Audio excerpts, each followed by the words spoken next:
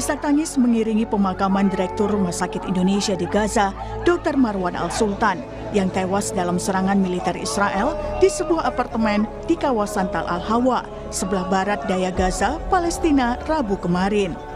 Marwan Al-Sultan adalah dokter spesialis jantung ternama yang dikenal sebagai sosok berdedikasi tinggi dalam pelayanan kesehatan bagi masyarakat Gaza, khususnya selama masa-masa krisis kemanusiaan yang berkepanjangan.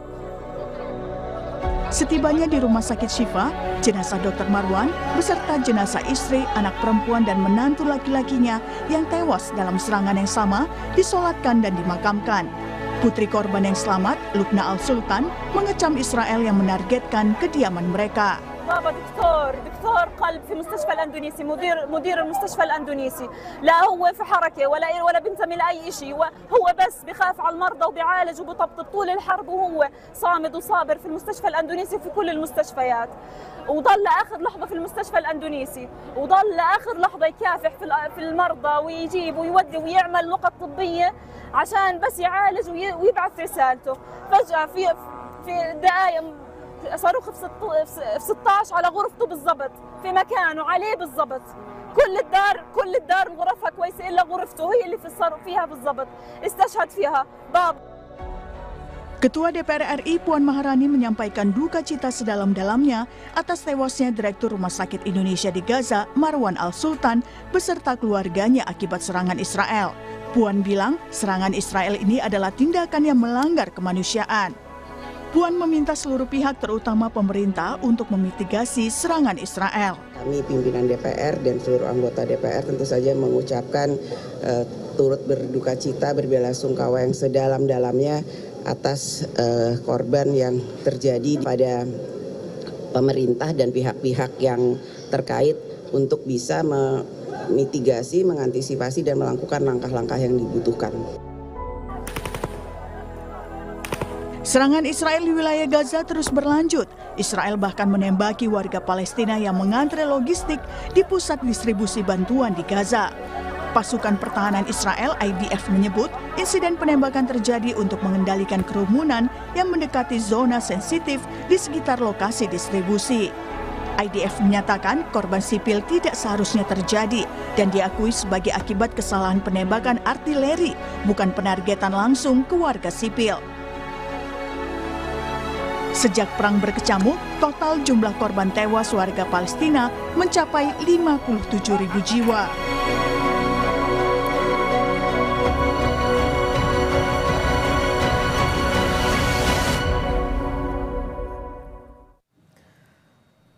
Saudara Direktur Rumah Sakit Indonesia di Gaza, Dr. Marwan Al-Sultan, tewas akibat serangan militer Israel di sebuah apartemen di kawasan Tal Al-Hawa, sebelah barat daya Gaza, Palestina, Rabu kemarin. Tak hanya itu, saudara, serangan Israel bahkan menembaki warga Gaza yang tengah mengantre logistik. Kita bahas soal kondisi terkini di Gaza bersama Ketua Divisi Emergency Rescue Committee Mercy Indonesia, Arif Rahman. Pak Arif, selamat pagi. Pagi, Mbak. Pak Arif, sebelumnya kami tentunya turut berduka atas tewasnya Dr. Marwan Al-Sultan dan juga keluarga. Kami mau mengonfirmasi saat kejadian tersebut, artinya Dr. Sultan ini memang tengah berkumpul bersama keluarga atau seperti apa? Lalu informasinya ini ada 7 anggota keluarga yang bersama dengan Dr. Sultan di sana. Informasinya seperti apa, Pak? Ya, jadi informasi masuk ke kami hari Rabu sore menjelang malam ya. Artinya kalau kemudian disamakan waktunya dengan waktu Gaza yang mundur sekitar 4-5 jam itu siang hari. Kalau mungkin kejadiannya kalau dilaporkan saat itu mungkin memang beliau sedang berada di rumah karena saat ini memang Rumah Sakit Indonesia sudah dikosongkan. Jadi menimbang-nimbang situasi yang terjadi di mana walau situasi di sana sangat genting, namun pihak agresor memaksa untuk Rumah Sakit Indonesia itu tidak bisa digunakan dengan segala macam cara. Jadi menghalang-halangi pasien, kemudian menghalang-halangi tenaga medis, sehingga dengan pertimbangan-pertimbangan tersebut, maka kemudian oleh Kementerian Kesehatan dan juga pihak Badan Kesehatan Dunia, WHO, rumah sakit terpaksa dikosongkan alat-alat medis dipindahkan ke rumah sakit lain yang relatif lebih aman. Nah, mungkin dengan situasi itu di mana beliau sebagai direktur yang menyebabkan beliau tidak aktif lagi bertugas. Beliau sendiri sebenarnya sangat-sangat kooperatif, sangat-sangat berdedikasi. Pengalaman kami dan teman-teman tim yang berinteraksi dengan beliau itu jam 7 pagi beliau sudah sampai di rumah sakit untuk memantau jalannya aktivitas pelayanan medis di rumah sakit. Dan memang betul kalau dilihat dari gambar yang sampai kepada kami tentang kerusakan yang ada di apartemen yang beliau tinggali itu, sepertinya memang ini adalah serangan yang ditargetkan ke apartemen yang beliau tinggali. Nah, beliau sendiri walaupun kemudian banyak rekan-rekan medis dan juga penduduk di Gaza Utara mengungsi akibat paksaan dari pihak penjajahan, beliau dan keluarga tetap memilih untuk bertahan tinggal di Gaza Utara. Jadi hanya pindah dari rumah tinggal sebelumnya, kemudian menyewa di apartemen yang sekarang beliau tinggali di Tal Al-Hawa. Oke, Pak Arief, Dr. Sultan ini kan adalah dokter spesialis jantung.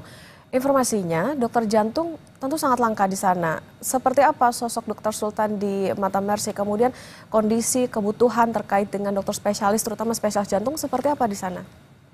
Ya, jadi dalam 50 hari terakhir saja ini sudah ada 70 tenaga kesehatan yang tewas akibat serangan Israel di luar dari warga sipil lainnya. Nah, tentu kehilangan satu saja tenaga medis ini, apalagi sosok yang berkarakter dan sangat terampil seperti Dr. Marwan ini merupakan sebuah kehilangan yang luar biasa buat Gaza. Tidak hanya karena beliau satu-satunya dokter kardiologis yang masih ada di Gaza Utara.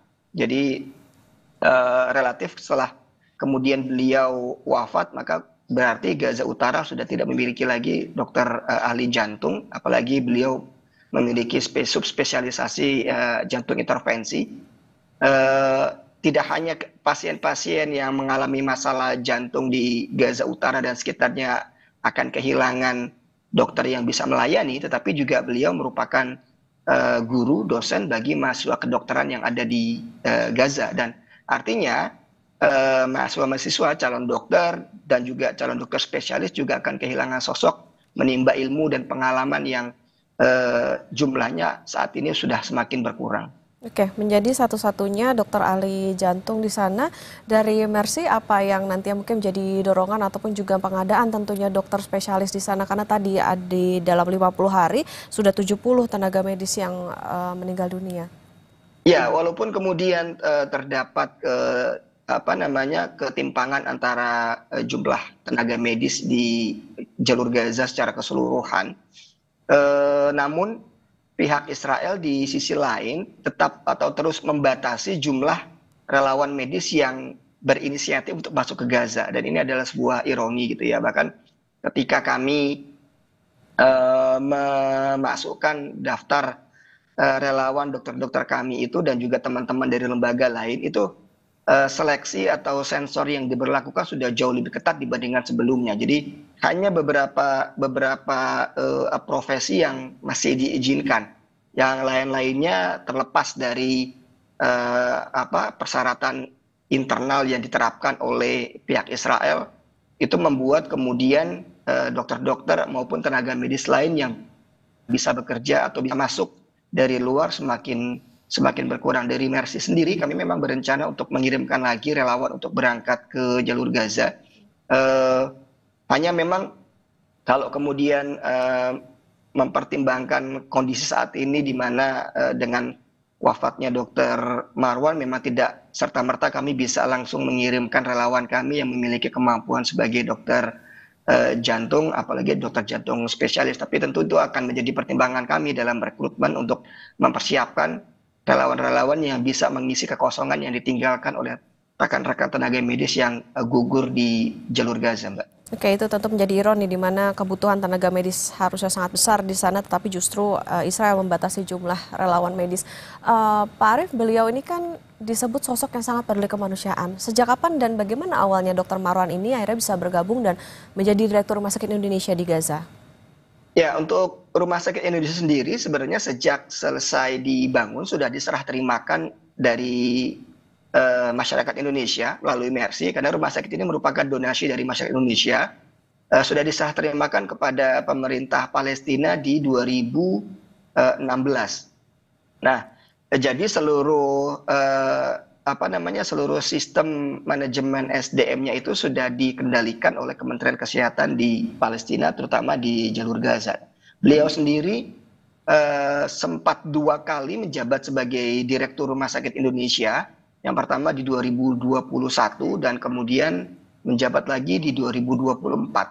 Nah, di 2024 inilah kemudian dedikasi beliau untuk mengaktifasi kembali Rumah Sakit Indonesia yang sempat vakum di Desember 2023 dan kemudian mengaktifasi hampir seluruh layanan yang ada di rumah sakit, mulai dari IGD, kamar operasi, kemudian ICCU, rawat inap, rawat jalan, sehingga kemudian hampir seluruh layanan yang sebelumnya itu tidak bisa berjalan di rumah sakit itu kemudian bisa dibuka kembali. Itu dalam kontrol beliau. Nah, Mercy dalam hal ini mensupport itu dengan membantu memperbaiki, merestorasi fasilitas-fasilitas yang dibutuhkan, seperti ketika itu kita menghadapi kendala di mana genset generator rumah sakit mengalami kerusakan, kemudian kita membantu dengan mengadakan solar panel untuk rumah sakit yang akhirnya rumah sakit bisa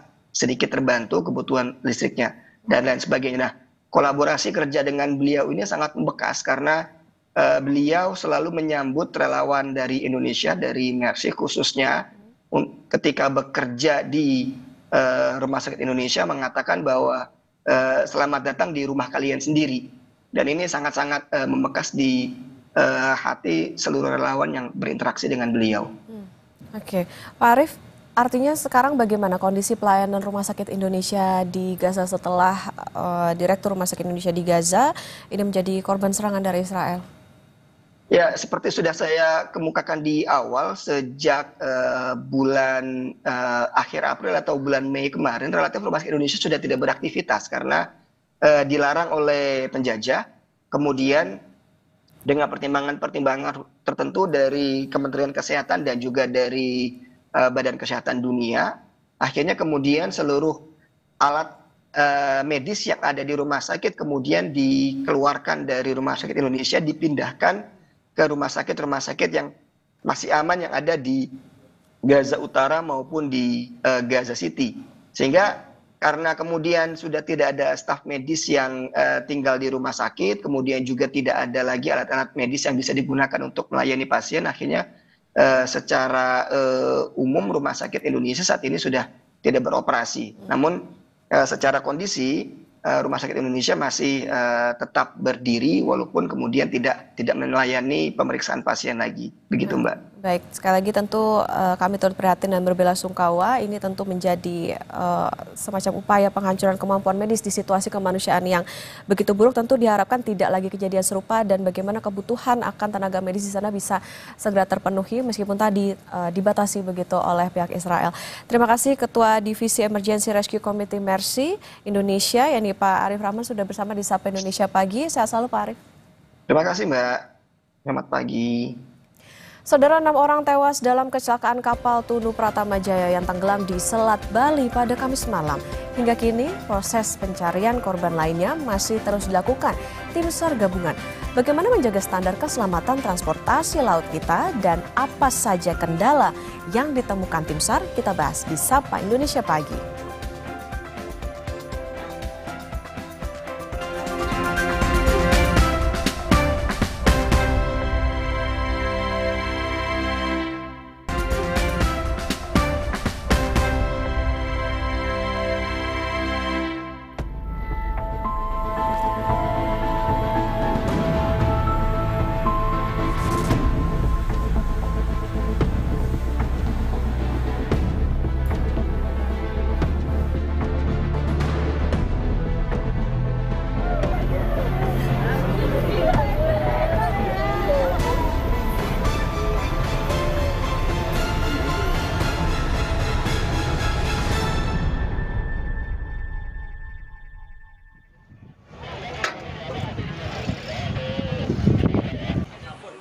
6 jenazah tenggelamnya korban KMP Tunu Pratama Jaya Kamis malam tiba di Pelabuhan Ketapang, Banyuwangi, Jawa Timur.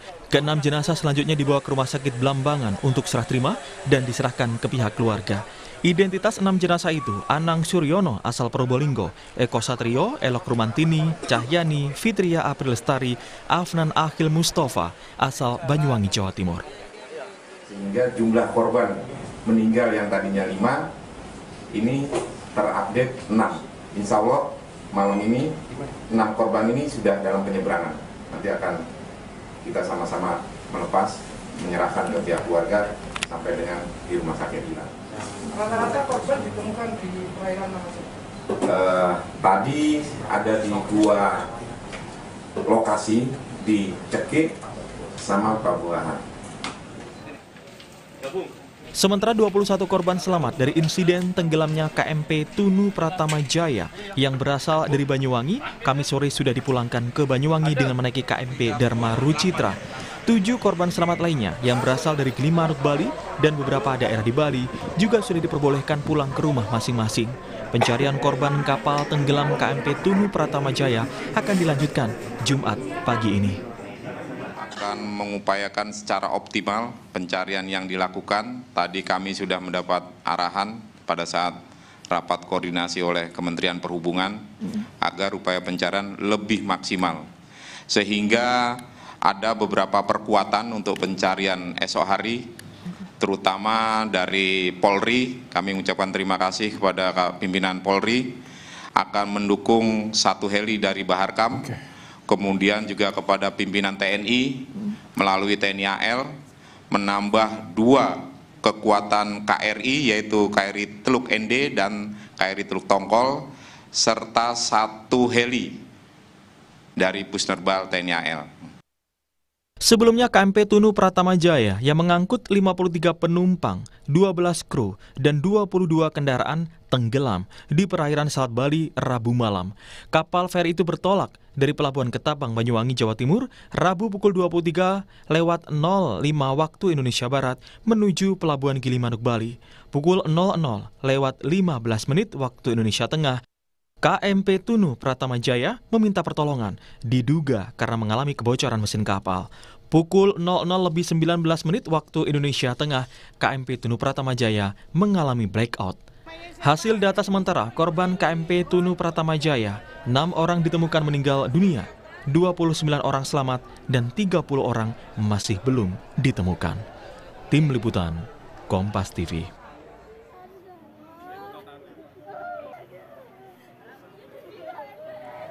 Saudara, tragedi tenggelamnya KMP Tunu Pratama di Selat Bali membuat prihatin semua pihak.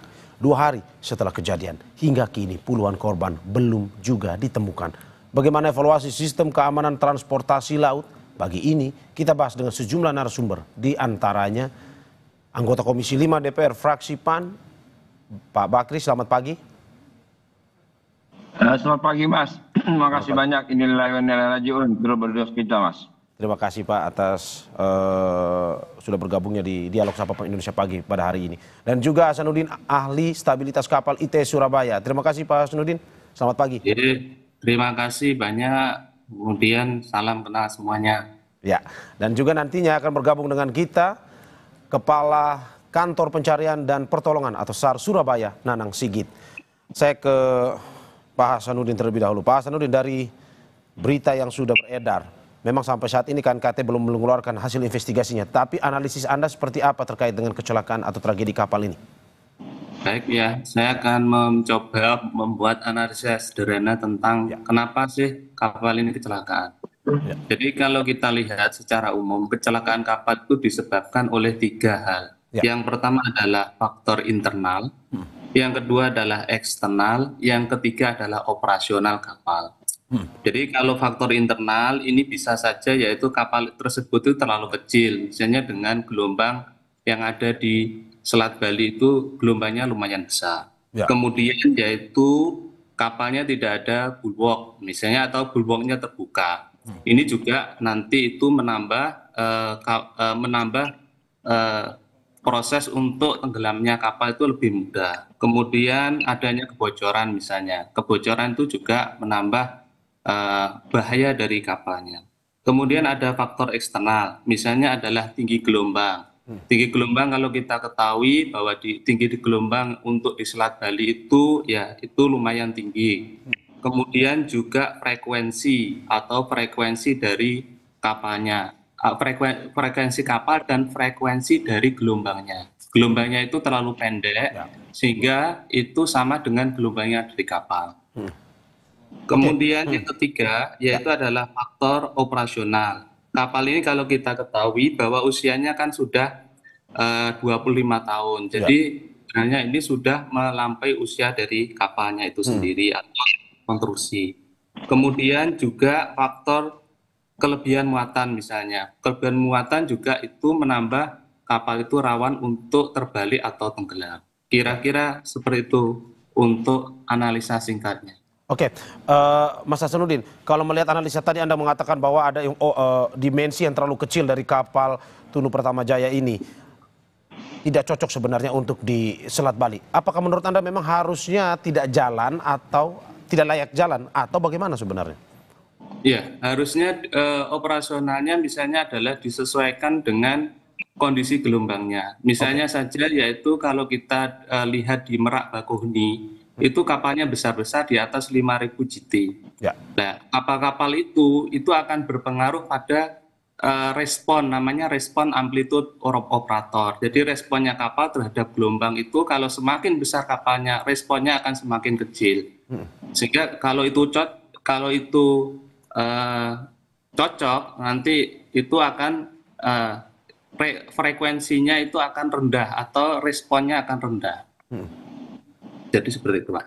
Oke, sebelum saya ke Pak Bakri, saya ingin mengulas lebih dalam lagi, Mas Hasanuddin. Ada beberapa analisis juga datang bahwa ini cerita dari penyintas atau korban yang selamat bahwa ini kapal bocor pertama.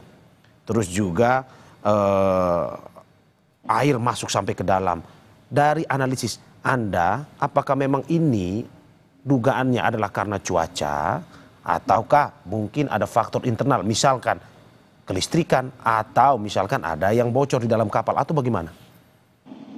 Kalau kapal itu mengalami bocor, apalagi itu bocornya di kamar mesin, itu sangat berbahaya karena kapal itu akan namanya dead ship atau yaitu mati mesin. Ketika kapal itu mati mesin, dia tidak bisa melawan gelombang.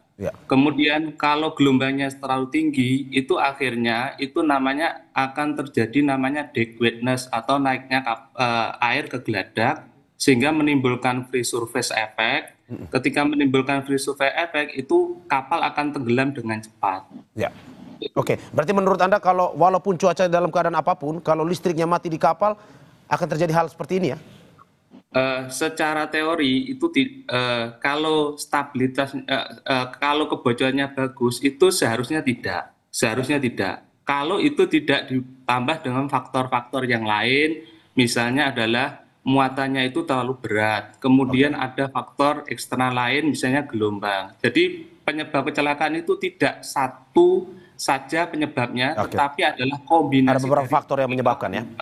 Oke, saya ke Pak Bakri. Pak Bakri, bagaimana Anda melihat belum sampai 1 minggu ada 2 kejadian kecelakaan kapal. Pertama di Maluku Utara dan 2 hari yang lalu ada di Selat Bali. Bagaimana DPR melihat hal ini terkait dengan transportasi laut kita? Ya baik Mas, terima kasih. Jadi pertama saya mewakili teman-teman anggota Komisi 5 dan pimpinan turut berduka cita ya atas musibah yang menimpa ini ya. Dan kita berharap ini mungkin tidak akan terulang terus ya.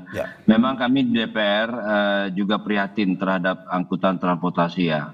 Yang kemarin-kemarin kita disibukkan dengan angkutan darat, hari ini kita diramaikan dengan angkutan laut. Nah, jadi memang betul apa yang dikatakan Pak Hasanuddin itu banyak faktor ya. Banyak faktor untuk menentukan apa penyebabnya. Tapi yang jelas bahwa ini semua perlu adanya disiplin ya, disiplin. Terutama kawan-kawan yang bertugas di pelabuhan ya, KSOP ataupun kepala pelabuhan apapun namanya. lebih menyiapkan kepada kapal-kapal yang akan berangkat. Kalaupun tidak memenuhi syarat, ya diberhentikan, jangan disuruh berlayar. Karena kita tahu terus terang aja di daerah-daerah yang tidak terpantau itu terkadang-kadang seenak-enaknya aja. Seenak-enaknya aja kapal menjalankan kapalnya dengan penumpang yang banyak, dengan alat pengamanan yang kurang, sehingga terjadi yang begini-gini. Nah, oleh sebab itu kami Komisi 5 akan tegas, akan nanti mengundang, mungkin ya kita akan mengundang Kementerian Perhubungan ataupun Dirjen Perhubungan Laut untuk meminta masukannya, meminta penjelasan mereka supaya hal-hal begini tidak terulang. Karena bagaimanapun juga ini kami prihatin sekali ya. Jangan, ini saya lihat ini masih banyak yang belum ketemu. Ya, mudah-mudahan kita berdoa mudah-mudahan mereka selamat ya. Karena bagaimanapun juga ini menjadi musibah besar bagi kita. Oleh sebab itu DPR sekali lagi turut prihatin. Kita dalam waktu dekat ini berupaya meminta keterangan, akan memanggil Kementerian Perhubungan, terutama Dirjen Perhubungan Laut, meminta keterangan supaya hal-hal begini tidak terulang. Ya, karena kejadian-kejadian begini memang boleh dikatakan musibah ya, tapi bagaimanapun musibah itu paling tidak bisa dikurangi. Demikian, Mas. Oke, apa sebenarnya yang mau ditanyakan, digali jika nantinya Komisi 5 DPR RI memanggil pihak-pihak terkait dengan kejadian-kejadian yang berhubungan dengan kecelakaan transportasi laut ini? Tapi yang jelas kita ingin bahwa pertama itu BMKG harus betul-betul bekerja maksimal mungkin, mengetahui bagaimana kondisi keadaan cuaca. Dan saya setiap rapat dengan BMKG itu selalu menyampaikan bahwa informasi terhadap kondisi cuaca apapun semua itu harus disampaikan ke penumpang ataupun pemilik kapal ataupun penguasa pelabuhan supaya betul-betul mengetahui. Ya. Nah, karena bagaimanapun juga itu adalah tanda-tanda pemberitahuan. Nah, ini yang kadang-kadang memang tidak menjadi perhatian oleh kawan-kawan di bawah. Terus yang kedua, ya KSOP ataupun kepala pelabuhan harus lebih tegas. Ya, melihat kapal apa dikatakan Pak Sanudin banyak faktor, ada faktor eksternal, internal dan semuanya. Nah, sering kita lihat kadang-kadang didorong oleh keinginan para penumpang, tidak lagi melihat ya berapa banyak penumpang yang bisa diangkut, tapi melebihi kadang-kadang. Nah, ini salah satu faktor. Juga itu faktor umur kapalnya. Oke. Ya. Oke. Tidak beda, saya pikir di darat juga begitu. Kadang-kadang angkutan darat mobil yang udah tua masih juga melintas. Nah, ini harus tegak. Oke, Pak Bakri, saya boleh tahan sebentar karena kita akan mendengarkan laporan atau konferensi pers terbaru dari pencarian korban KMP Tunu Pratama Jaya.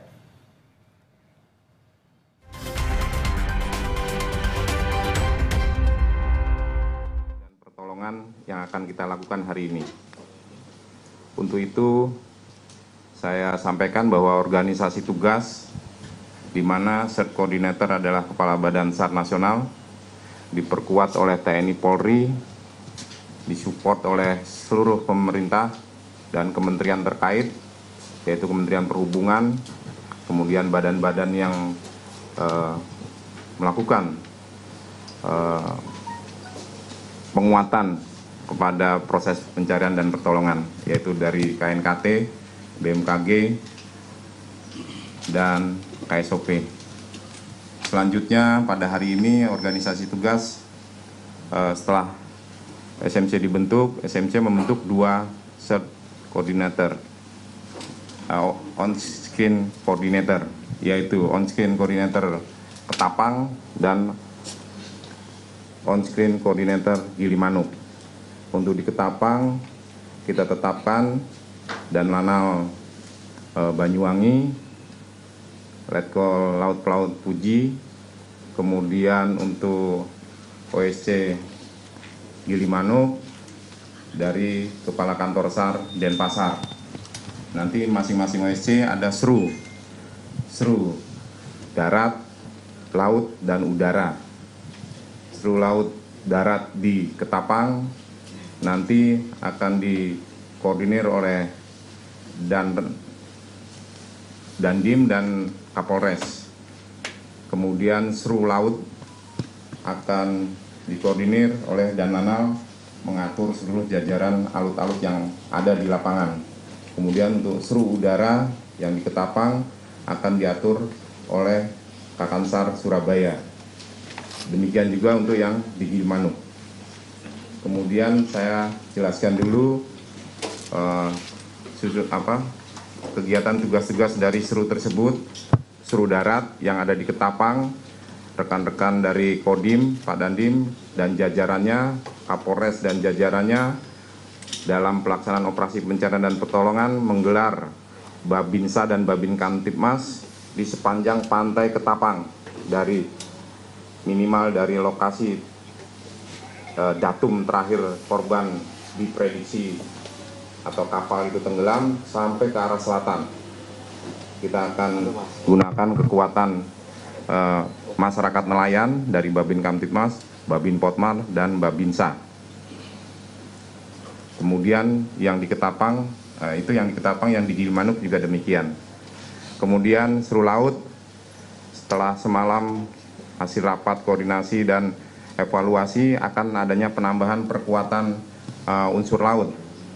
Kebetulan hadir di sini juga Komandan Gugus Tempur Laut Koarmada 2, di mana dari Armada 2 atau TNI AL ataupun TNI menambah kekuatan 2 unsur lautnya, yaitu KRI Teluk Ende, kemudian KRI Tongkol, serta 1 CN 235 yang tadinya chopper, mungkin situasi yang siap dan akan dideploy ke kita nanti di bawah kendali dari Seru Laut untuk yang alut laut. Untuk dari Polri, dari Baharkam nanti akan menambah 1 kekuatan heli. Kemudian dari Basarnas ada 1 heli. Kemudian 1 dari potensi SAR, karena posisinya di OSC Ketapang, di OSC Gilimanuk, ada 1 heli swasta dari Bali Air yang mereka siap. Nanti rencana kerjanya sudah diatur oleh Seru masing-masing. Itu yang akan kami sampaikan. Kemudian untuk slide-nya udah bisa ditampilkan Pak Didi. Coba lanjut. Ini organisasi tugas yang kita laksanakan. Ini kami masih berbicara skopnya aspek pencarian dan pertolongan terhadap korban dulu ya, rekan-rekan media dan seluruh stakeholder yang tergabung sesuai arahan Bapak Menteri Perhubungan. Kemudian slide berikutnya, ini data potensi SAR yang terkait, yang sudah kita data sampai 31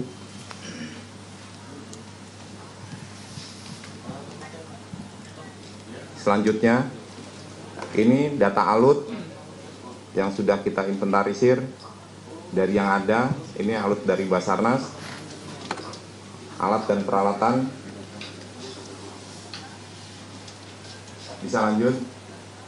Ini alut potensi hampir 17, mungkin masih bisa bertambah karena operasi SAR dalam hal ini SMC ataupun tim SAR gabungan akan selalu kooperatif menerima perkuatan dari seluruh penggiat kemanusiaan yang terpanggil atas musibah yang terjadi. Lanjut. Ini rencana pergerakan Seru Udara.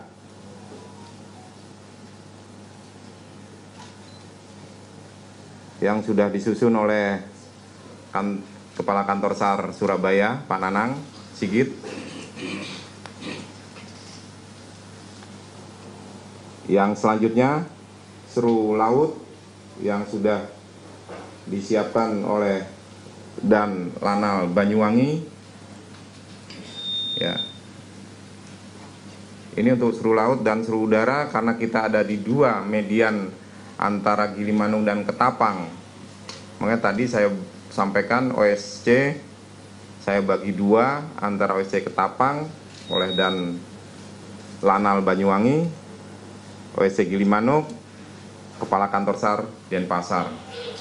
Sehingga hal ini kami ambil mengingat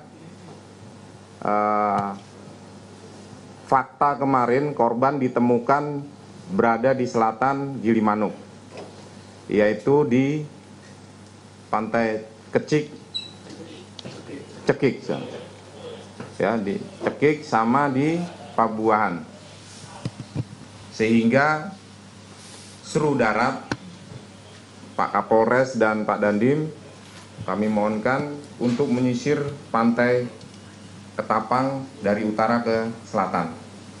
Demikian juga yang di Gilimanuk. Lanjut, ini yang sudah kita siapkan untuk rencana kerja hari ini. Mudah-mudahan seluruh stakeholder disaksikan oleh Pak Dirjen Perhubungan. Mudah-mudahan atas nama SMC dan SC, saya mengucapkan terima kasih atas loyalitas dan dedikasi para seluruh stakeholder yang hadir pada hari ini dan rekan-rekan media, sehingga atas nama pribadi dan atas nama organisasi SAR gabungan, saya memohon doa restu, semoga apa yang kita lakukan ini menjadi hasil yang terbaik untuk memberikan pelayanan kepada masyarakat kita yang mengalami korban. Saya rasa demikian yang saya sampaikan rencana kerja hari H+3 hari ini. Demikian Pak Dirjen, mungkin ada penyampaian, silakan kami kembali. Sedikit saja Pak Eko, Pak Deputi. Jadi kami dari pemerintah, dari Kementerian Perhubungan tentu mengucapkan terima kasih atas dedikasi seluruh potensi dalam rangka pencarian dan pertolongan dalam musibah tenggelamnya kapal di Selat Bali ini. Pak Menteri mengucapkan banyak terima kasih ke potensi yang sudah bekerja secara maksimal tadi malam sampai malam, dan hari ini saya kira sudah kita lihat bersama ya untuk rencana pencarian dan pertolongan di hari H+2 ini. Tentu dengan organisasi yang sudah sama-sama kita lihat ya, sudah lebih terkoordinir, kemudian adanya penambahan alut, adanya penambahan potensi, dan terbuka untuk dari teman-teman kita juga apabila ada potensi-potensi yang akan bergabung ya, itu sangat terbuka sekali, namun tetap terkoordinir oleh dari Basarnas. Saya kira itu Pak Deputi, selamat melaksanakan tugas dan mohon doanya dari seluruh warga masyarakat Indonesia. Mudah-mudahan di hari kedua ini kita bisa lebih memaksimalkan dan lebih banyak warga masyarakat yang menjadi korban ini bisa tertolong.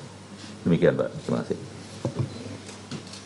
Terima kasih Pak Dirjen Perhubungan Darat, Pak An. Selanjutnya mungkin dari perwakilan Angkatan Laut ada yang mau disampaikan, Pak Dangus. Tapi sudah selesai. Terima kasih Pak Deputi.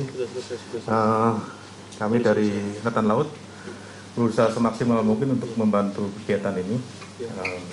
Setiap kegiatan SAR tentunya ada evaluasi, dan kemarin sudah ada evaluasi bahwa kita kekurangan alut yang lebih besar untuk yang di wilayah selatan, sehingga pada hari ini kita sudah hadirkan 2 KRI tambahan. Mudah-mudahan ini bisa memperluas area pencarian sehingga korban yang belum ditemukan bisa kita recovery. Kemudian untuk alut yang ada di sini, dari kami dari TNI AL menggelar dari mulai Lanal Banyuwangi, kemudian Lanal Denpasar di sisi timur, dan semuanya kita dalam koordinasi di dalam Sarnas. Terima kasih. Terima kasih. Dan Gus, selanjutnya mungkin untuk rencana kerja hari ini saya perlu data mata telinga dari BMKG. Mungkin dari BMKG dulu kami persilakan.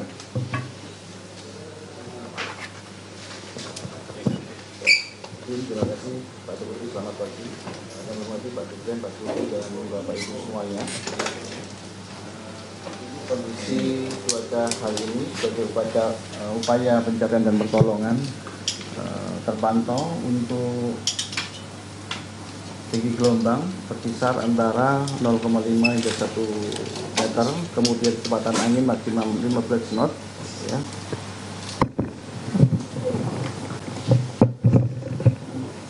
Izin ulangi, prediksi tinggi gelombang setengah hingga 1 meter, kemudian kecepatan angin maksimum hingga 15 knot, kemudian kecepatan arus cukup kencang hingga mencapai 2,1 meter per detik ke arah selatan.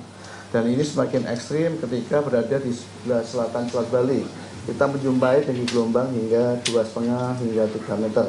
Ini yang menjadi concern kita untuk upaya pencarian dan pertolongan. Ada potensi hujan mulai pagi hari ini hingga siang menjelang sore, sifatnya intermittent, jadi hujan berhenti, berawan dan seterusnya. Kemudian BMKG sudah menyiapkan alat operasional utama, di antaranya adalah AWS Maritim di Pelabuhan Ketapang yang dilengkapi dengan sensor visibility, sehingga kita tidak ada isu lagi jarak pandangnya berapa, itu sudah tercatat di situ, dan ini mewakili di seluruh Selat Bali. Kemudian juga demikian AWS Maritim di Pelabuhan Gilimanuk itu juga lengkap untuk informasi parameter cuacanya. Dan paling penting adalah kita memiliki radar maritim ya yang mengcover seluruh Selat Bali yang memberikan informasi arah dan kecepatan arus secara real time. Demikian, semoga kita hari ini bisa optimal dan sukses beraktivitas. Terima kasih. Terima kasih Pak Eko dari BMKG. Sebelum kalau Pak Sur nanti terakhir Pak, karena beliau senjata pamungkas saya. Mungkin dari kawan-kawan TNI Angkatan Darat, monggo Pak Dandim yang punya wilayah nih, saya perlu support maksimal. Saya Bapak, mohon izin terima kasih. Kami dari TNI AD, Kota 5 Parawisata, Kota Kodim 085 Banyuwangi. Dalam kegiatan ini sesuai dengan tugas kami diberikan kewenangan tugas suruh darat di wilayah Ketapang bersama Polresta. Untuk saat ini kami sudah menggelar dari kemarin sore semenjak ada instruksi pasukan di sepanjang pesisir pantai Bapak. Mungkin tadi arahannya adalah dari wilayah ASDP Ketapang ke selatan. Dari kemarin sore sudah kami kembangkan, kami mulai dari perbatasan Banyuwangi, Wongsorejo sampai dengan Pancer. Karena kami juga informasi arus selatan cukup tinggi, sehingga kami gelar minimal sekitar 64 orang, dan seluruh peramil yang berbatasan dengan pantai, ini kami siagakan Bapak. Kemudian untuk yang di wilayah ASDP ini juga kami siapkan dengan komunikasi dengan Polres untuk siap untuk di wilayah pelabuhan, dan kami berharap mudah-mudahan hari ini juga diberikan kelancaran dalam proses Satgas ini. Demikian Bapak, terima kasih. Terima kasih Pak Dandim mewakili Seru Darat ya. Rekan-rekan media bisa langsung saya berikan langsung floor kepada para Seru. Selanjutnya Seru Laut Pak Dananal, kalau mau disampaikan tadi slide yang saya sampaikan, silakan untuk dia improvisasi dan kolaborasi. Mohon ditampilkan. Baik, terima kasih Bapak. Sudah kami buat untuk sektor pencarian, mohon izin untuk sesuai dengan sektor tersebut. Di sisi utara dari Datum ke arah utara kami tempatkan unsur-unsur kecil, dalam hal ini rig ataupun sea rider, kemudian berada di tengah nanti kal Sembulungan, kemudian mengarah ke selatan akan kami tempatkan unsur-unsur yang lebih besar, unit yang lebih besar, sampai dengan paling selatan nanti KRI Teluk Ende kami tempatkan di sisi selatan bagian timur mendekat ke Pulau Bali, di mana sektor tersebut yang kemarin paling banyak ditemukan yaitu di area perairan Pabuahan. Harapannya dengan kehadiran unsur yang besar, KRI yang besar akan lebih efektif dalam pencarian. Demikian yang dapat kami sampaikan. Terima kasih Menjit. Terima kasih dan Nana sebagai koordinator Seru Laut. Selanjutnya Seru Udara Pak Nana.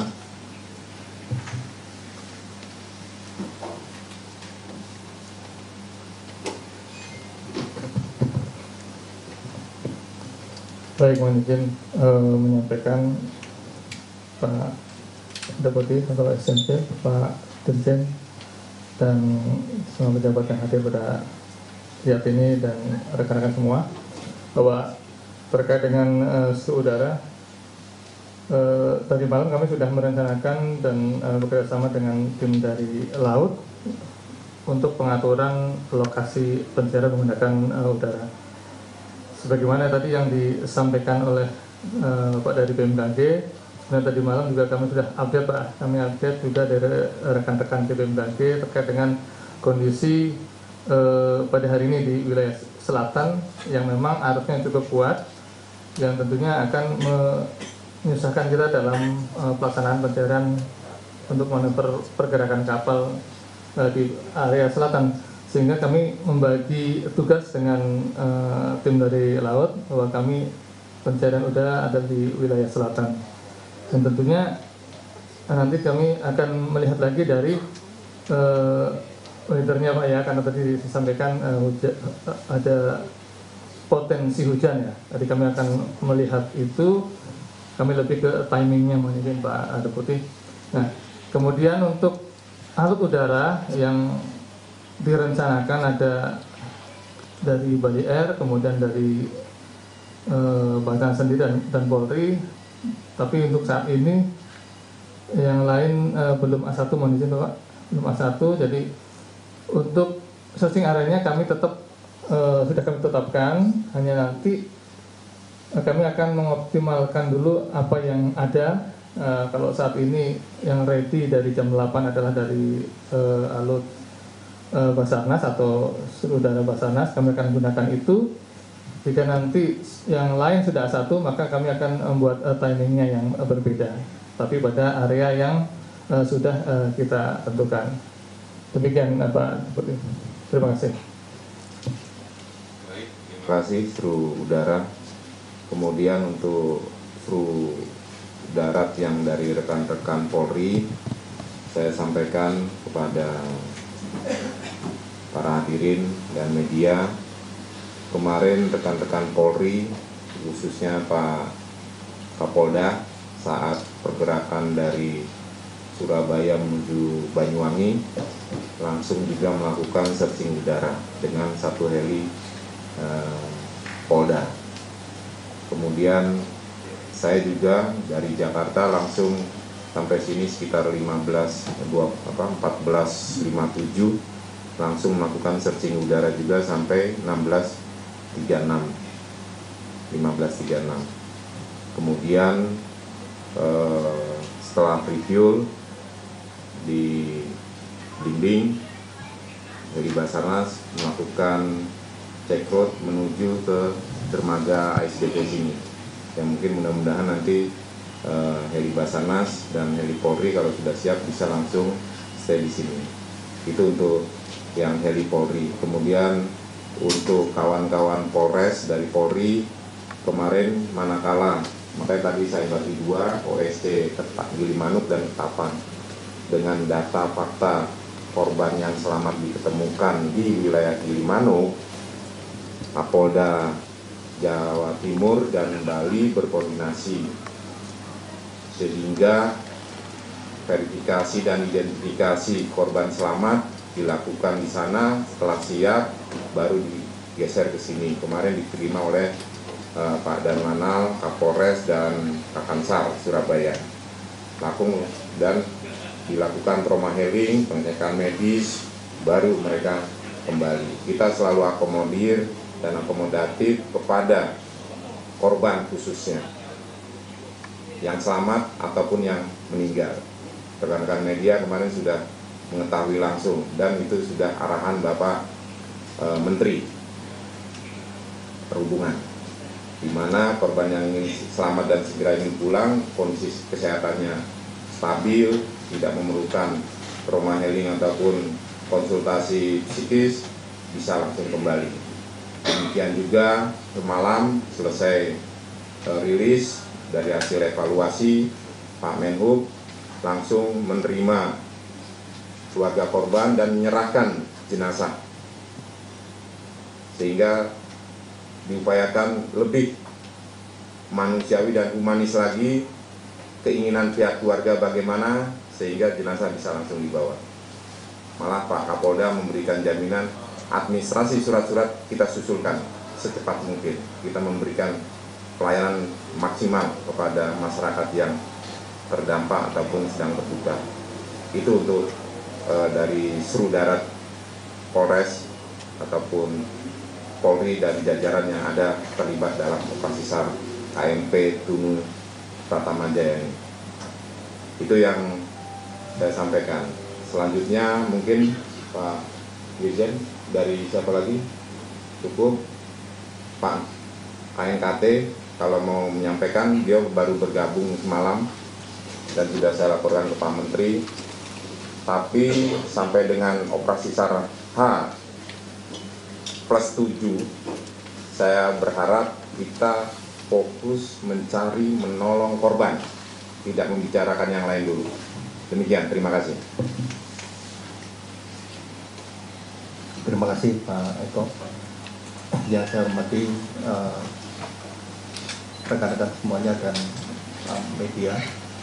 Pertama, saya ingin ikut berbelasungkawa atas kejadian ini. Semoga mereka yang menjadi korban bisa diampuni dosanya dan diterima di sisinya. Kami dari KNKT tugasnya adalah melakukan investigasi untuk mengetahui penyebab dari kecelakaan. Namun di dalam masa operasi SAR ini, semua seperti yang disampaikan Pak Eko, kita saling membantu untuk bagaimana bisa menemukan korban baik yang selamat maupun yang meninggal secepatnya. Jadi apa yang bisa dibantu KNKT saat ini adalah kita mengikut koordinasi dari SAR. Nanti kalau SAR-nya sudah close, baru kami akan sepenuhnya bertanggung jawab untuk kelanjutan dari investigasi. Jadi mungkin investigasi ini kita mulai dari saat kapal berangkat. Ketika kapal berangkat kan dikeluarkan SPP. Bagaimana proses pengeluaran SPP? Apakah persyaratan-persyaratan yang diperlukan di SPP seperti cuaca, seperti kelaikan kapal, dokumen, apakah semua sesuai dengan peraturan? Dan nanti kita akan mencari evidence-nya atau bukti-buktinya. Terus kemudian ketika kapal kecelakaan itu sudah terjadi dan di kapal itu kan dilatih tanggap darurat. Nah, bagaimana pelaksanaan tanggap darurat di kapal? Dan kita juga sudah mengumpulkan video-video dari medsos mengenai bagaimana kondisi-kondisi ketika terjadi kondisi darurat di kapal. Nah, terus kemudian kita juga akan di kapal itu ada alat keselamatan termasuk namanya ECOP untuk memancarkan beacon ketika kapalnya tenggelam, itu harus otomatis memancar. Kemarin katanya dari teman-teman Basarnas nggak ada beacon itu Pak ya, ECOP-nya. Distress dari kapal. Dari KSOP. Oh, dari KSOP. Ya, nah termasuk di kapal itu ada namanya life raft atau rakit rakit penyelamat atau ada Scotty juga.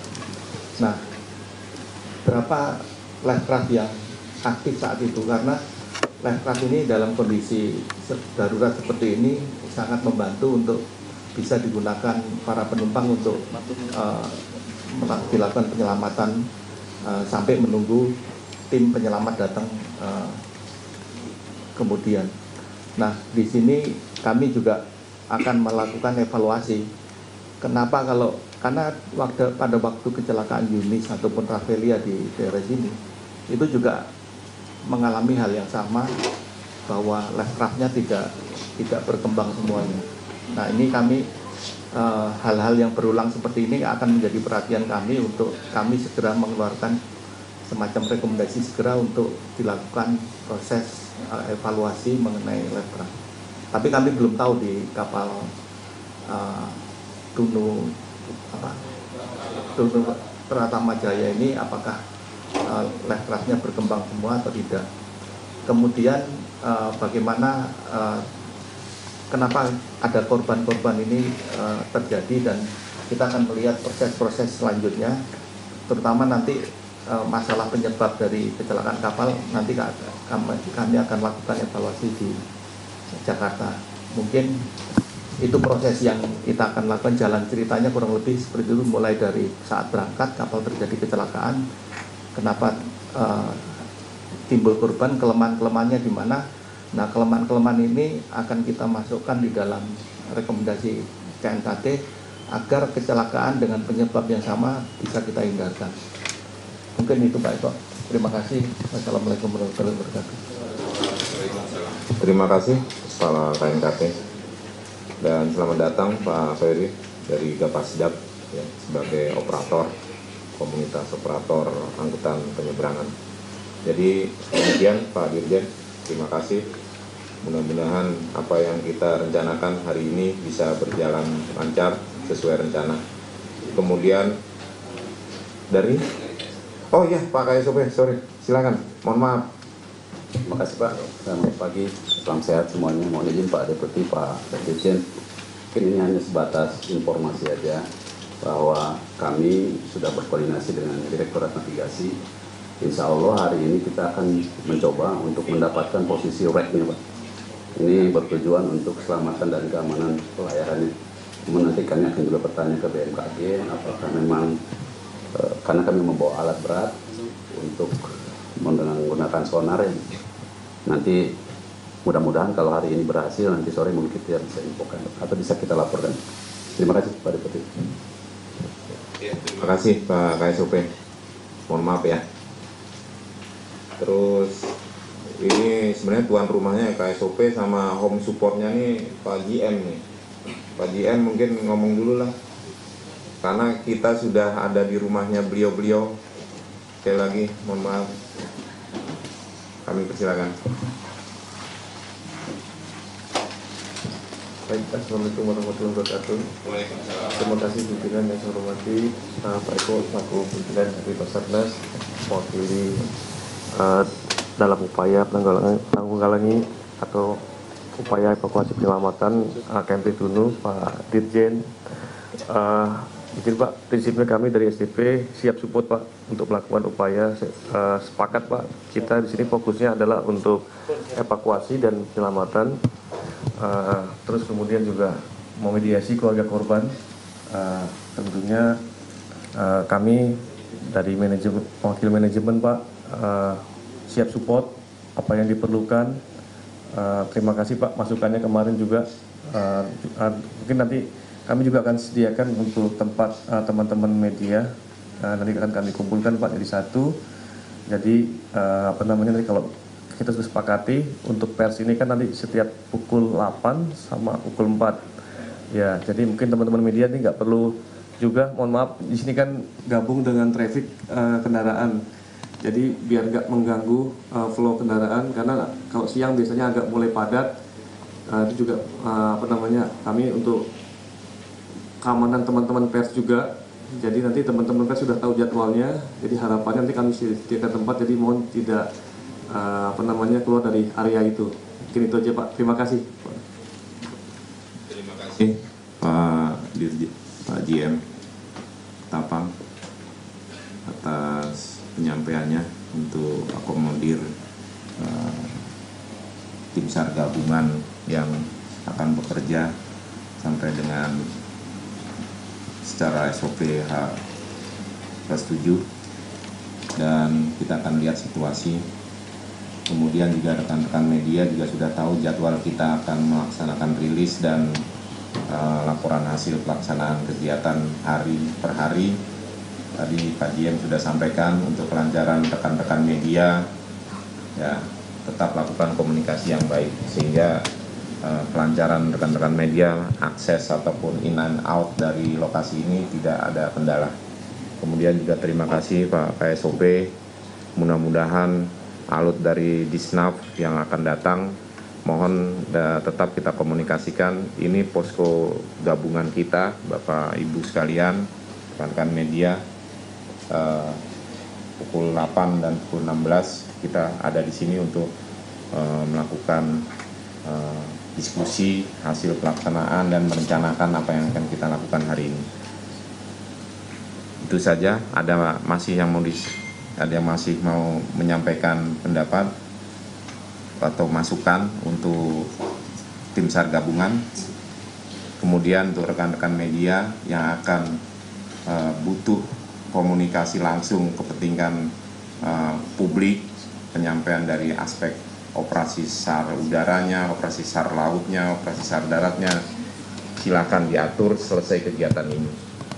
Kalaupun mau lebih pagi, silahkan nanti sama seru masing-masing. Saya berikan otorisasi.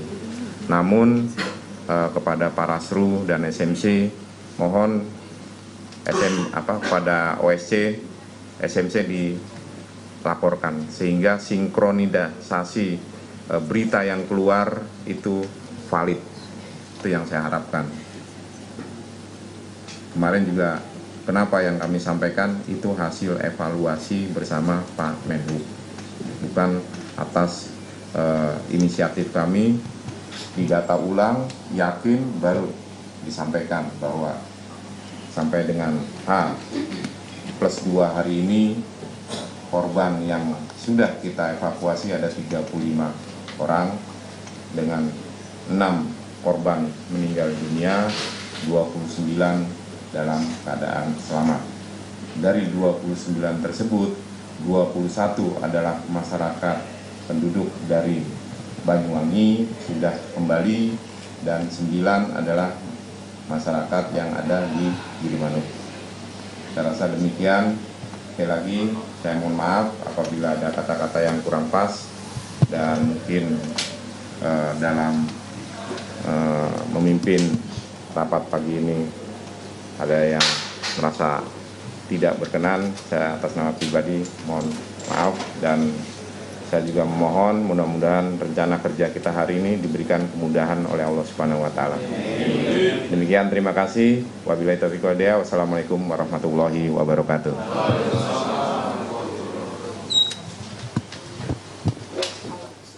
Saudara, baru saja kita mendengarkan update dari pencarian korban kapal yang tenggelam di Selat Bali atau KMP Tunu Pratama Jaya, di mana tadi dibuka oleh Eko Suyatno, Deputi Operasi dan Kesiapsiagaan Basarnas, dan juga diikuti oleh pihak-pihak terkait lainnya seperti Kementerian Perhubungan, TNI, dan juga BMKG, di mana dalam konferensi pers yang dilakukan pada pagi hari ini ingin memberitahu, menginformasikan terkait dengan pencarian H+3 korban kapal tenggelam di Selat Bali.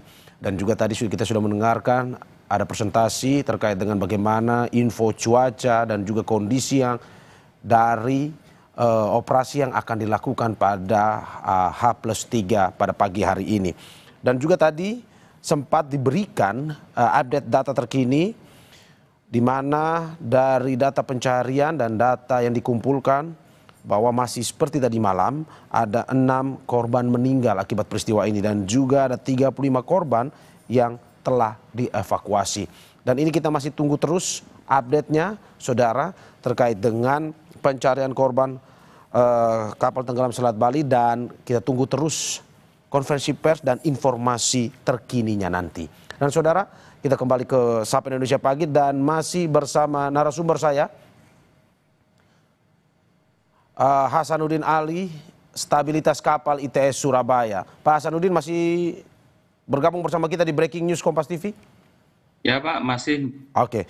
Pak, tadi kita sudah mendengar terkait update dan juga pencarian yang akan dilakukan pada hari ini. Dari apa yang Anda analisis terkait dengan update pencarian hari ini, akan seperti apa di H+3 ini? Apa yang harus dilakukan dan juga apa yang harus ditempuh oleh pihak-pihak terkait dalam pencarian para korban? Ya, kalau pencarian korban itu ya harus memperhatikan yang pertama adalah kondisi cuaca. Jadi cuaca yang di sana seperti apa, nanti dengan kondisi cuaca misalnya adalah, kan di Bali itu atau di Selat itu ada kondisi cuaca yang berbeda dengan yang di tempat yang lain. Misalnya adalah arus. Di Bali itu arusnya cukup kencang. Jadi kadang-kadang itu jam-jam tertentu itu ke utara, kadang-kadang juga ke selatan. Nah itu ada waktu-waktu tertentu pasang surutnya diperhatikan, kemudian yaitu hujan atau tidak itu juga harus diperhatikan. Karena kalau itu tidak diperhatikan itu akan membahayakan juga ini tim pencari dari Basarnasnya atau yang membantu. Jadi cuaca itu yang perlu diperhatikan. Oke, kalau dari yang apa disampaikan tadi, bisa dibilang untuk segi cuaca dari BMKG diharapkan pada hari ini pencariannya akan berjalan lancar di H+3, begitu ya Pak ya? Iya, diharapkan seperti itu Pak. Jadi tapi juga harus melihat peta laut juga. Jadi ada peta-peta laut, kemudian misalnya adalah peta pasang surut, peta yang terkait dengan arus, itu juga diperhatikan. Oke. Terima kasih Pak Hasanuddin atas apa yang disampaikan. Semoga tadi dari konferensi pers termasuk juga dari hasil analisis Anda dapat memberikan masukan kepada pihak-pihak terkait dengan pencarian ini. Semoga pada hari ini kita berdoa bahwa pencarian yang dilakukan update-nya akan berjalan lancar. Terima kasih Pak Hasanuddin, ahli stabilitas kapal ITS Surabaya, dan juga saya akan tutup breaking news Kompas TV pada hari ini, dan juga Anda ikuti terus informasi terkait dengan pencarian korban kapal tenggelam Selat Bali di program Kompas TV lainnya.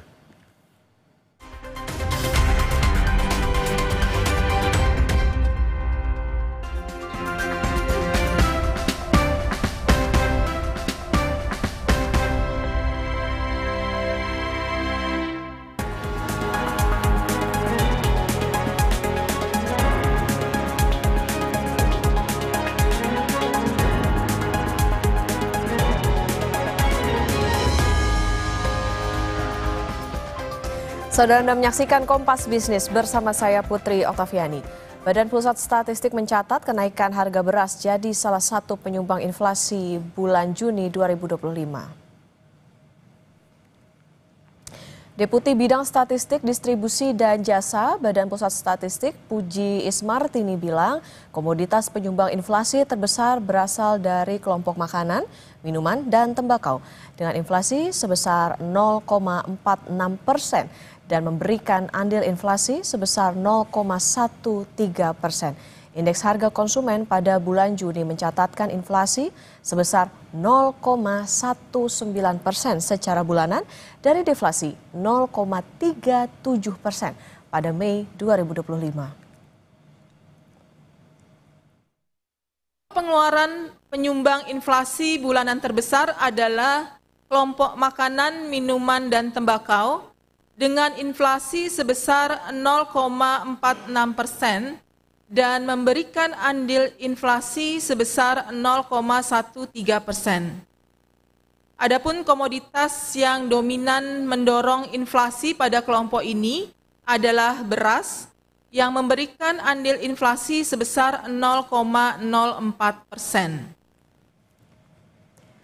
Data BPS menunjukkan rata-rata harga beras di penggilingan secara total naik 2,05% secara bulanan dan secara tahunan naik 3,64%. Sementara itu, saudara, tingkat inflasi beras di grosir secara bulanan yakni 1,78% dan secara tahunan 4,16%. Di tingkat eceran, inflasi beras secara bulanan yakni 1% dan secara tahunan yakni 3,38%. Badan Pusat Statistik memperkirakan produksi beras untuk konsumsi pangan masyarakat selama 3 bulan dari Juni hingga Agustus 2025 yakni 8,09 juta ton atau naik sebesar 0,99 juta ton atau 13,88% dibandingkan pada periode bulan yang sama tahun 2024.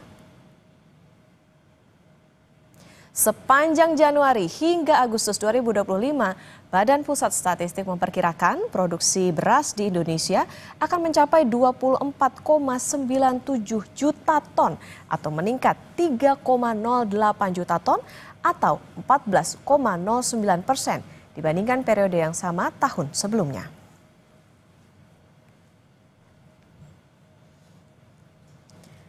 Saat produksi beras meningkat, harga beras di sejumlah daerah naik dalam beberapa hari terakhir. Kenaikan harga beras bervariasi dan terjadi pada beras jenis medium hingga premium. Di Semarang, Jawa Tengah, kenaikan harga beras sudah terjadi sejak 2 pekan lalu. Di Pasar Peterongan Kota Semarang, rata-rata harga beras premium ukuran 5 kg naik dari harga Rp75.000 menjadi Rp80.000. Sementara harga beras medium naik dari Rp73.000 menjadi Rp76.000. Harganya naik drastis ya ini ya. Jadi kalau yang kemasan yang premium itu bisa sampai harga jualnya Rp80.000. Tapi kalau yang curah yang kiloan itu per kilo bisa Rp16.000. Itu dari yang curah itu dari harga 14 sampai 16. Dulunya 14, sekarang 16. Terus kalau yang premium itu saya dulu 75, sekarang 80. Ya. Untuk yang medium bisa 75, masih 75, 76.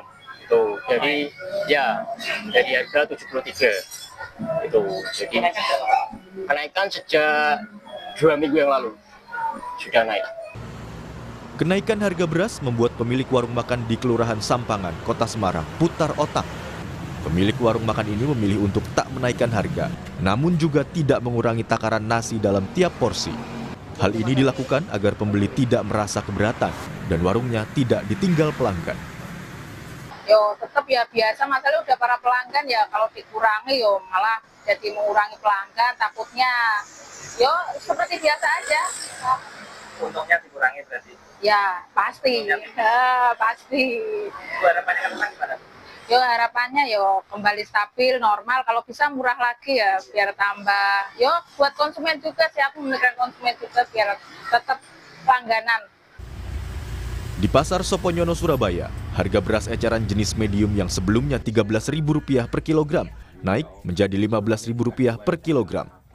Tidak hanya beras eceran, harga beras dalam kemasan 5 kg juga naik menjadi Rp75.000 hingga Rp85.000. Kenaikan ini berdampak pada turunnya penjualan. Ya mungkin semuanya jenis ya, untuk yang medium juga ada kenaikan. Sejak kapan kalau boleh tahu naiknya? Ya pertengahan Juni ini lah. Pertengahan Juni. Kalau boleh tahu sekarang berapa? Yang medium berapa per kilonya? Untuk eceran yang medium kisaran 15. Kalau yang premium ini 16, yang super ini 17.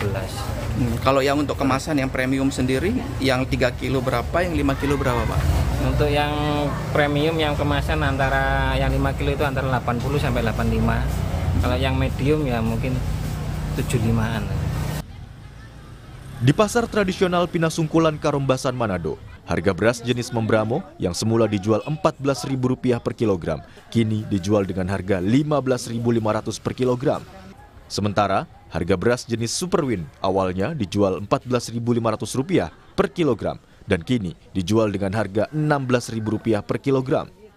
Pedagang beras di pasar tradisional Pinasungkulan, Karombasan, Manado ini bilang, kenaikan harga terjadi karena stok berkurang. Karena petani padi di sejumlah daerah beralih menanam nilam. Kalau kami sebagai pedagang di sini, eceran untuk Membramo 15.500. Sebelumnya berapa? Sebelumnya 14. Kalau 14.000. Kalau Superwin? Superwin 16.000. Sebelumnya? 14,5. Naik, Bu. Iya. Kalau melihat DP kenaikan karena stok berkurang, dengan petani mungkin petani sebagai penerus berkurang lagi. Berkurang ya. Apalagi banyak yang sudah berpindah ke rembilang dan tanaman nilam. Masyarakat berharap pemerintah segera menemukan solusi agar harga beras berangsur normal kembali. Tim Liputan, Kompas TV. Berikutnya, Saudara, Kementerian Pertanian bersama Badan Pangan Nasional dan Satgas Pangan Polri melakukan investigasi terkait kenaikan harga beras. Hasilnya, ditemukan beras jenis premium dan medium yang dijual di pasaran tak sesuai harga eceran tertinggi, hingga tidak memenuhi standar mutu. Selain tak memenuhi standar mutu dan dijual melebihi harga eceran tertinggi, Menteri Pertanian Amran Sulaiman bilang ditemukan juga beras yang dijual tidak sesuai dengan volume dan tidak teregistrasi PSAT atau pangan segar asal tumbuhan. Dari temuan ini, Amran bilang potensi kerugian konsumen mencapai 99 triliun rupiah. 5% tidak sesuai dan beratnya kurang lebih 10%. Dan kami mengecek di pasar di 10 provinsi kota besar Indonesia. Kami cek mulai mutu, kualitas, timbangannya, beratnya,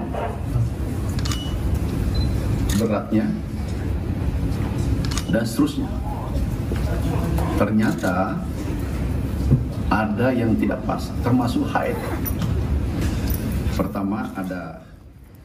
Meski produksi beras meningkat, harga beras di pasaran justru melambung tinggi. Usai jeda, Kompas Bisnis akan mengulasnya bersama Direktur Eksekutif Center of Economic and Law Studies, Bima Yudhistira.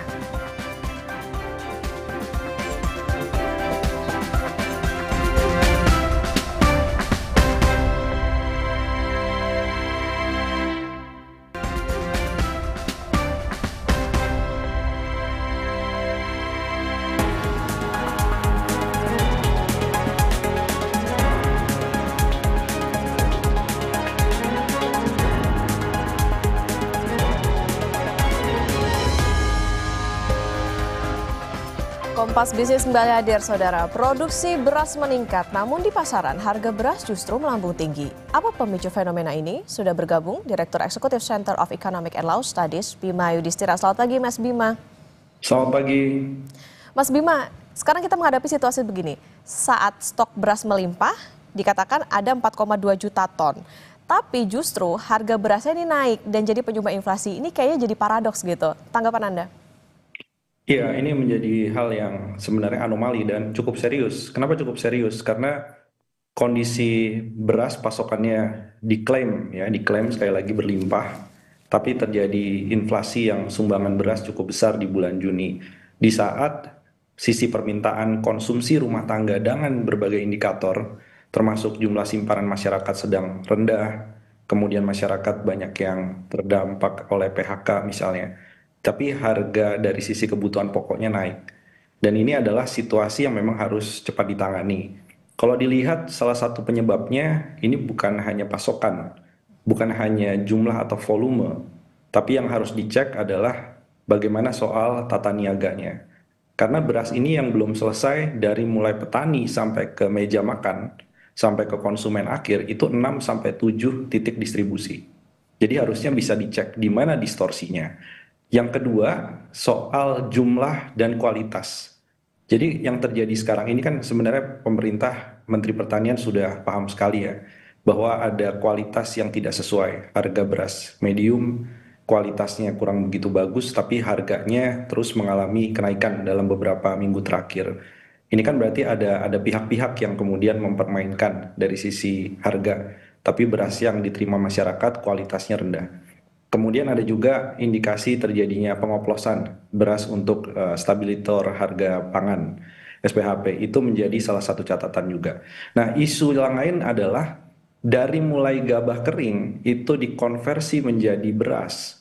Itu ternyata hanya 64% rata-rata secara nasional. Itu data terakhirnya. Artinya apa? Artinya banyak yang mubazir, banyak yang tidak efisien dalam proses penggilingan mulai dari gabah keringnya menjadi beras.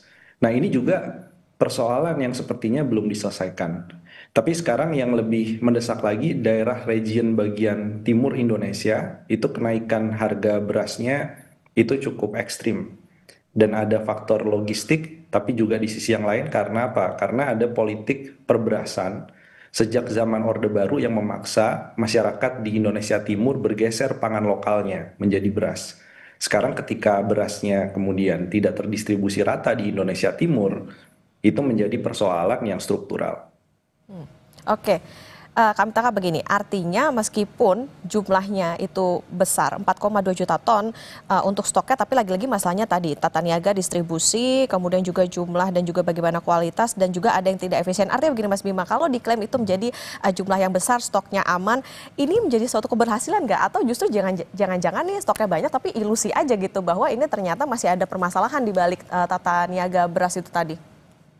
Iya, berarti kan begini, satu, apakah ada korelasi positif antara pasokan beras yang berlimpah terhadap kesejahteraan dari sisi petani? Kalaupun ada, seberapa besar dibandingkan yang dinikmati oleh para distributor, terutama distributor beras-beras bermerek. Itu catatan yang pertama. Yang kedua, ini kan ada program sebelumnya, gabah apapun kualitasnya itu diserap oleh pemerintah dengan harga yang cukup baik. Memang ini terkesan menyenangkan petani, tapi membuat disiplin dari sisi petani untuk memproduksi beras dengan kualitas yang bagus itu menurun juga. Jadi kalau sekarang pemerintah menyalahkan kenapa beras misalnya kualitasnya kurang bagus, harganya naik di atas harga eceran tertinggi, maka salahkan juga, evaluasi juga dari sisi serapan gabahnya itu dengan berbagai kualitas mau diserap, itu juga akhirnya membuat moral hazard, membuat petani tidak tertarik lagi untuk mengembangkan varietas-varietas beras ataupun padi yang unggul, yang sesuai dengan kualitas yang sebenarnya diharapkan oleh pasar, diharapkan oleh konsumen. Nah ini artinya memang sistem perberasan sebenarnya kalau hanya diklaim dari sisi swasembada, kemudian dari sisi jumlah, itu ternyata tidak menyelesaikan masalah. Yang harusnya dalam teori ekonomi, setiap ada kenaikan pasokan beras, karena keberhasilan panen, itu harga harusnya turun. Harusnya konsumen menikmati, tapi dari sisi petani, itu marginnya tetap stabil. Yang terjadi sekarang ini sekali lagi anomali.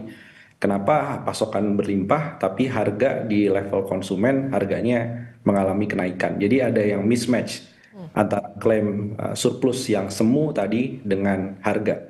Orang nggak mau tahu, maunya adalah beras tersedia, harganya wajar. Oke, ada beberapa permasalahan, perlu adanya evaluasi. Lantas skema apa yang sebetulnya dibutuhkan oleh pemerintah? Karena tadi tidak hanya menjaga stok, tapi juga menjaga supaya harganya bisa tetap terjangkau oleh masyarakat. Ya, salah satu bentuk intervensinya begini. Bentuk intervensinya kan sebelumnya ada Satgas Pangan. Jadi Satgas Pangan ini harus punya monitoring dan punya pendataan di titik distribusi mana. Mulai dari penggilingannya sampai kemudian retail ujung. Itu mana yang terjadi distorsi dari sisi kualitas dan juga dari sisi harga. Siapa yang bermain di sini dari sisi harga? Margin mana yang terlalu besar diambil? Ini yang perlu ada intervensi. Kemudian untuk beras-beras, misalnya beras-beras untuk intervensi kepada stabilitas harga pangan, ini harusnya Bulog yang langsung menyalurkan kepada masyarakat, menyalurkan kepada konsumen akhir. Kalau itu diserahkan kepada para pedagang, pastinya pedagang akan mengambil margin. Karena memang nature bisnisnya begitu, jadi nggak bisa disalahkan juga. Jadi kalau ada beras yang memang beras dari sisi pemerintah untuk menjaga harga, maka pemerintah yang harus ambil bagian di situ. Kemudian, ini isu yang tadi sempat disebutkan ya oleh beberapa pedagang yang mengeluhkan harga beras mahal, terutama di daerah Sulawesi misalnya. Isunya sangat relevan, yang belum selesai sekarang adalah regenerasi petani.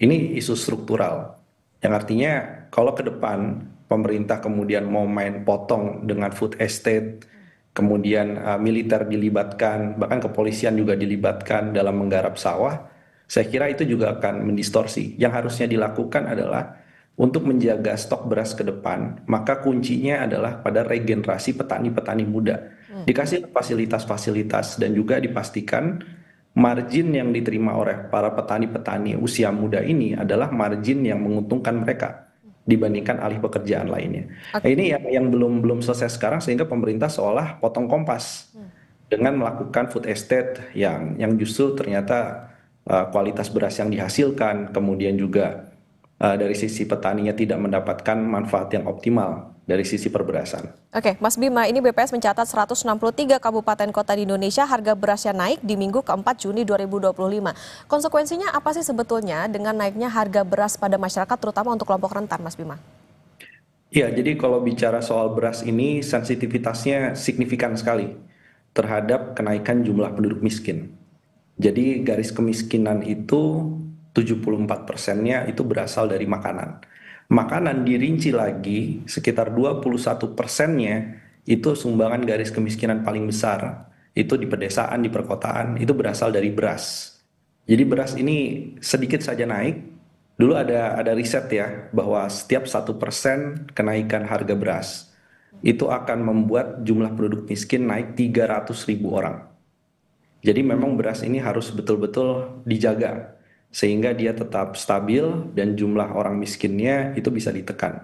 Karena memang situasi sekali lagi saat ini problemnya adalah bukan orang semakin banyak mengkonsumsi beras kemudian harganya naik, tapi ada yang tidak sinkron dari sisi pasokan tata niaga di saat daya beli masyarakatnya sedang lemah. Nah ini yang bisa membuat angka kemiskinannya bisa meningkat kalau tidak ada intervensi untuk menstabilkan harga beras. Kita ingin lihat di bulan Juli, Agustus, kalau pemerintah mengklaim proyeksi produksi berasnya mengalami kenaikan, maka itu harus tercermin inflasi berasnya itu harus rendah. Boleh ada inflasi, tapi inflasinya tidak sebesar pada bulan Juni. Oke, artinya ini kan sudah terjadi di kondisi di mana stoknya aman dikatakan demikian, tapi harganya naik. Kebijakan apa yang perlu dilakukan oleh pemerintah dalam jangka pendek maupun jangka panjang di saat kita juga sedang menghadapi ini daya belinya juga kurang baik begitu, jangan sampai masyarakat kelaparan di saat dikatakan atau diklaim stoknya aman sampai 4,25 juta ton itu tadi? Ya paling penting sekarang ini bagaimana caranya agar ada intervensi dari sisi penggilingan saja, itu bagaimana gabah kering itu digiling menjadi beras, itu susutnya jangan terlalu banyak. Ini masa susut rata-rata hanya 64% yang bisa dikonversi dari gabah kering menjadi beras. Kan itu idealnya kan 70-75%. Itu saja sudah bisa menambah produksi beras. Baru kemudian bicara soal kualitas. Nah kualitas ini yang harus dijaga, pemerintah boleh dan sangat boleh berpihak untuk membeli gabah dari petani dengan harga yang cukup baik. Itu memang kebijakan yang berpihak. Tapi di sisi yang lain harus dipastikan gabah yang dibeli itu pun juga kualitasnya terjamin. Jadi mulai dari hulu. Kemudian intervensi dari sisi rantai pasok itu kalau bisa terus diperpendek. Dan ini yang diharapkan, kemarin kan ada Koperasi Desa Merah Putih. Sebenarnya tujuannya adalah bagaimana menyerap gabah biar langsung kemudian masuk ke penggilingan dan bisa dikonsumsi oleh masyarakat lokal dalam bentuk beras. Nah, ini yang harus dipastikan, Kopdes yang 80.000 lebih itu harus menjaga kualitas dan pengawasan pada saat mereka diberi penugasan untuk menyerap gabah.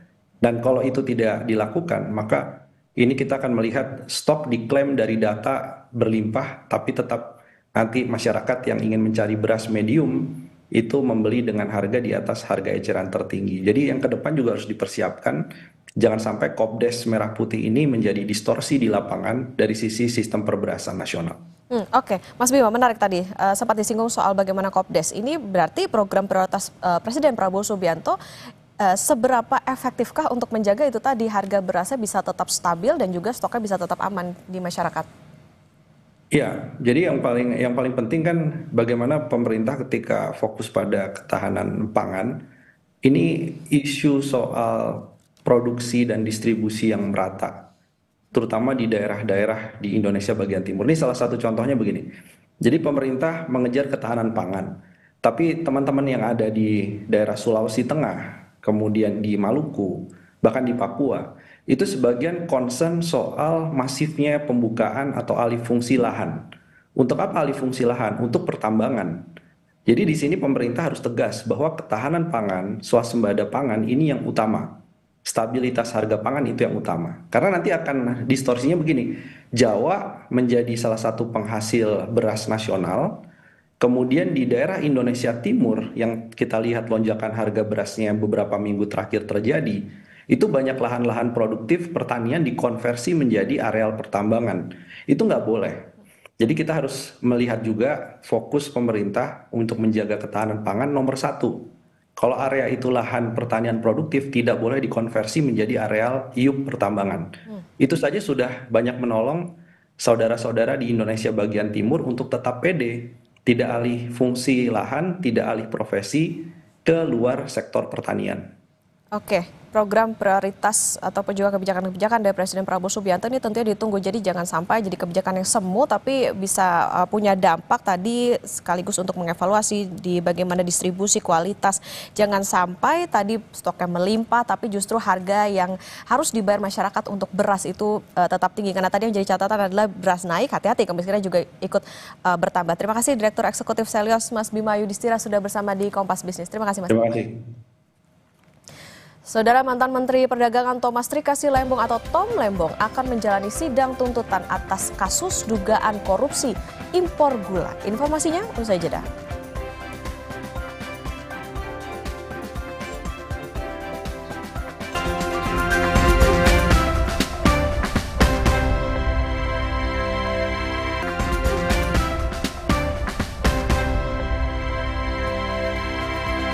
Terima kasih masih di Sapa Indonesia Pagi bersama saya Mario Sarong. Saudara, sidang kasus dugaan korupsi impor gula yang menjerat mantan Menteri Perdagangan Thomas Trikasi Lembong atau Tom Lembong kembali digelar di Pengadilan Tipikor Jakarta Pusat.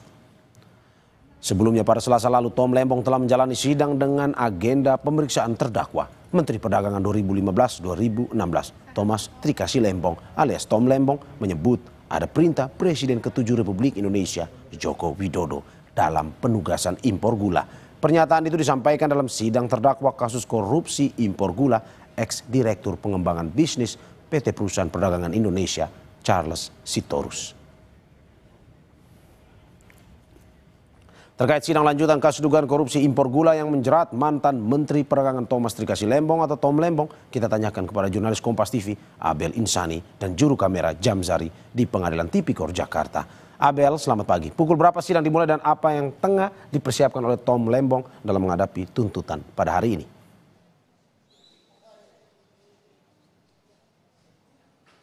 Hingga saat ini terjadwal pada pukul 10 waktu Indonesia Barat, Mario dan juga saudara, tetapi hingga saat ini juga kami masih belum bisa melihat aktivitas terkait dengan pihak dari Tom Lembong yang hadir di Pengadilan Negeri Jakarta Pusat, karena memang hingga saat ini belum ada aktivitas yang terlihat, termasuk juga dari pengamanan. Kalau biasanya sidang mulai pukul 10 waktu Indonesia Barat akan ada tim pengamanan pada pukul 8, tapi hingga saat ini belum terlihat juga. Jadi nanti kita akan melihat apakah memang tepat pada pukul 10 waktu Indonesia Barat untuk sidang tuntutan Tom Lembong pada hari ini, dan nantinya akan dilakukan atau diselenggarakan di ruangan di belakang saya, di ruang sidang Profesor Dr. Kusuma Atmaja, di mana untuk saat ini juga terlihat masih tertutup.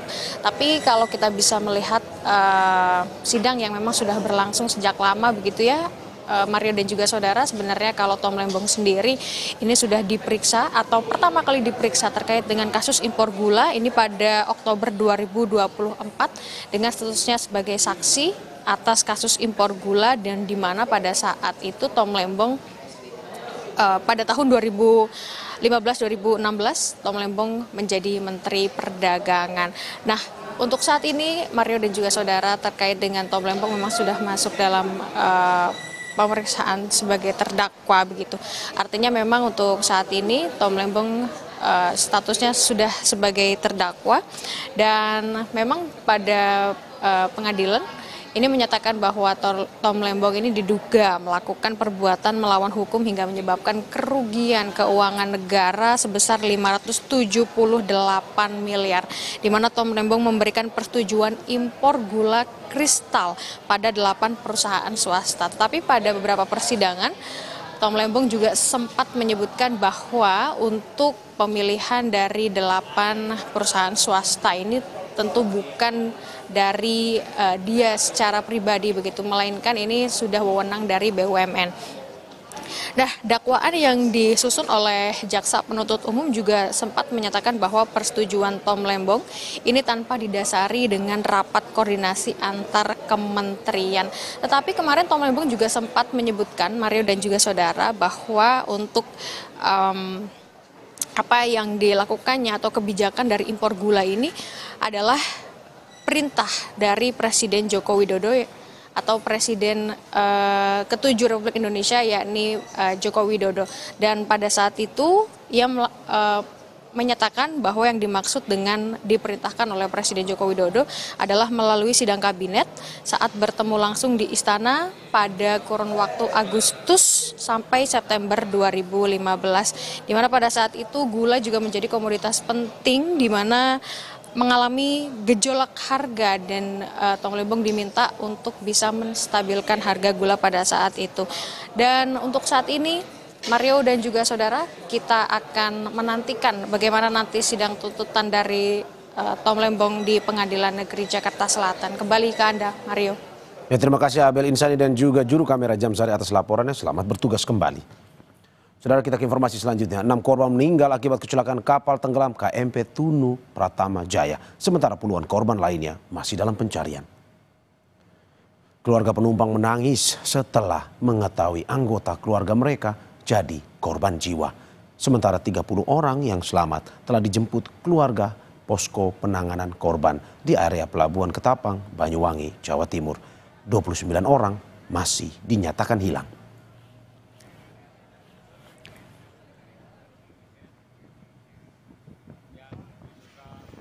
Dari data Basarnas hingga Jumat pagi ada 35 korban kapal tenggelam di Selat Bali dievakuasi. 6 diantaranya meninggal dunia. Dengan H+2 hari ini korban yang sudah kita evakuasi ada 35 orang dengan 6 korban meninggal dunia, 29 dalam keadaan selamat. Dari 29 tersebut, 21 adalah masyarakat penduduk dari Banyuwangi sudah kembali dan 9 adalah masyarakat yang ada di Gilimanuk. Saudara, upaya pencarian korban tenggelamnya KMP Tunu Pratama Jaya terus berlanjut. Basarnas dan tim gabungan mengerahkan sejumlah personil baik di pesisir pantai, laut, dan udara untuk mencari korban. Berikut pernyataan Laksda Purnawirawan Ribut Eko Suyatno, Deputi Operasi dan Kesiapsiagaan Basarnas. Darat yang ada di Ketapang, rekan-rekan dari Kodim, Pak Dandim, dan jajarannya, Kapolres dan jajarannya, dalam pelaksanaan operasi pencarian dan pertolongan menggelar Babinsa dan Babin Kamtibmas di sepanjang pantai Ketapang, dari minimal dari lokasi datum terakhir korban diprediksi atau kapal itu tenggelam sampai ke arah selatan. Kita akan gunakan kekuatan masyarakat nelayan dari Babin Kamtibmas, Babin Potmar, dan Babinsa. Kemudian yang di Ketapang.